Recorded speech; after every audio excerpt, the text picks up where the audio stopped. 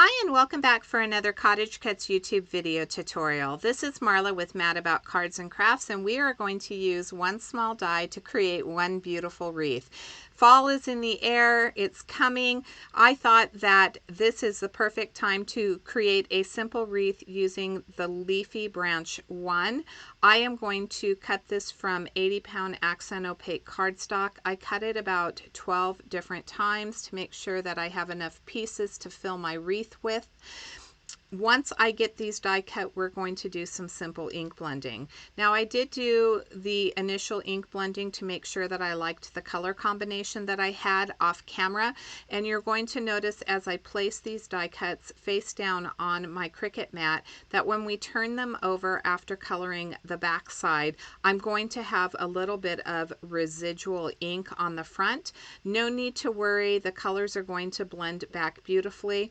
Because I am using this small blending brush, I get these from Amazon, and I'll link them in the description box below just because I think they're a wonderful tool to have. Using these blending brushes, they do pick up a lot of ink. They allow for me to get that intense color on the front with little effort. I'm using peeled paint, as I mentioned, on the back side, and I flip these over and I'm adding that peeled paint about 3/4 of the way up each of the leaves.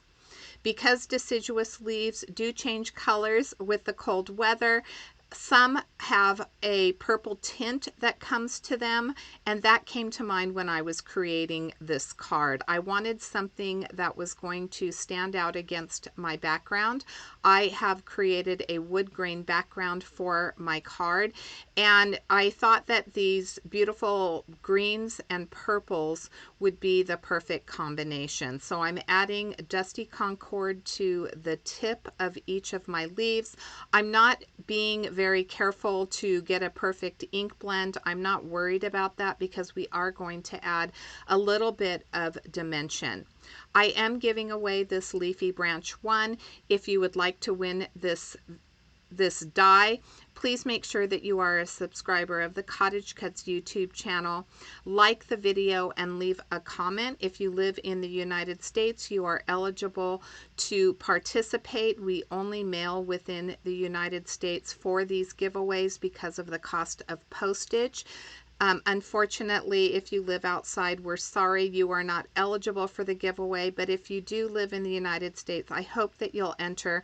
I think that this is a small die, but it's a very impactful die with so many different things that you can do with it.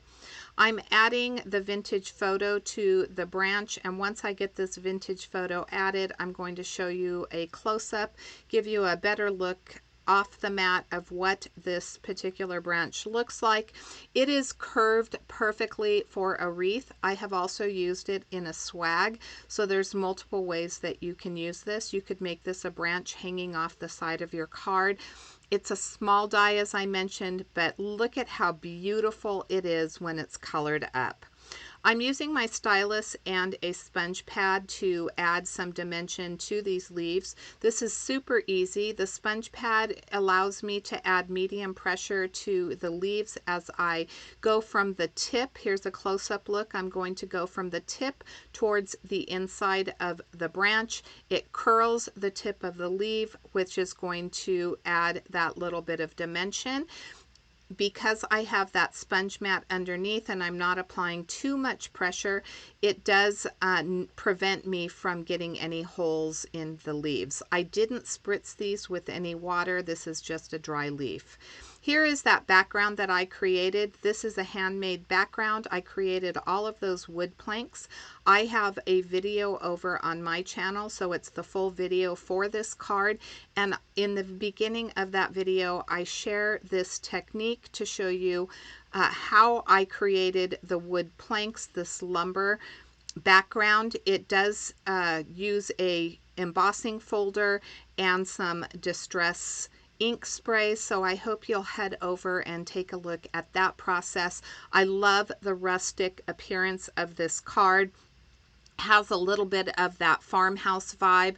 The peeled paint really does stand out against the background, and you could add additional elements to this. You could add flowers or acorns or maybe little berries. I wanted to keep it very simple. I wanted the wreath to really stand out on the card. I didn't want to take away from the beautiful background that I created. So this is more, even though it's not white, I would say it's more of a clean and simple design. As I'm adding my wreath, when I added my base layer, you saw that I did just free form it because of the shape of the leaves, the curve in them. It was super easy to do. It didn't take a lot of effort. I glued down the bottom half of the leaf, maybe a third of the way down, and then once I created my wreath, I went ahead and added glue to the next layer. Now this is only going to be 2 layers deep, but I think that that is full enough to just get that lifelike appearance and to add that little bit of dimension. Because the top of the leaves are not glued down on the bottom layer, it makes it super easy to tuck the additional pieces onto the top layer. Once I get everything adhered the way that I like them, then I'll go back in with my glue right here and I'll add a little bit more glue more towards the top of each of the branches just to secure those a little bit more. You know I like my dimension and I like to stack my sentiment dies, but today I'm using a very delicate die that says Autumn. I've die cut it from some glitter cardstock and I wanted to suspend it over the top of my wreath. So once I get everything adhered, I'm going to add some glue to the back of my sentiment, and I am going to stretch it across the wreath. This isn't a card that I would mail, and I say that because of the sentiment and not the wreath. If you wanted to add a sentiment somewhere else, you certainly could, but because I have it suspended across the wreath, it is not going to withstand me putting it through the mail.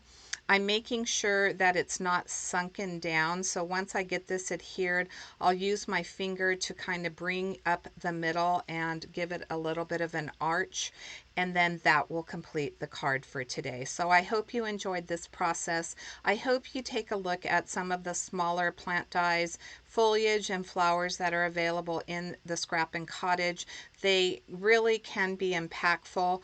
Again, you can change the colors to get more of the orange and red, the fall appearance, but I really loved the green and purple for this design.